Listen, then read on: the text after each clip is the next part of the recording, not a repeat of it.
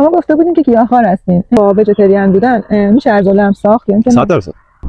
فقط به نسبت پروتئینی که بدن نیاز داره باید بهش برسونید. شما وقتی که حال و حوصله تمرین ندارین هم باز تمرین میکنین؟ من تو بدترین شرایط روحیم هم که فوت پدرم بود تمرین کردم. بیشترین رکوردامو تو روزایی که حالم بد بوده جابجا کردم. لحاظ وزنی هم حال بدت انرژی زیادی داره هم حال خوبه.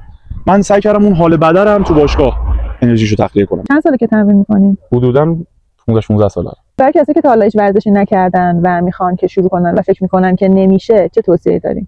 اگه باور داری که داری فرسوده میشی، پیر میشی، یا حالا دیر شده، همونم زندگی پیاده میشه. اگر نه قبول نمیکنی این موضوع رو و میدونی که مثلا بخوای میشه.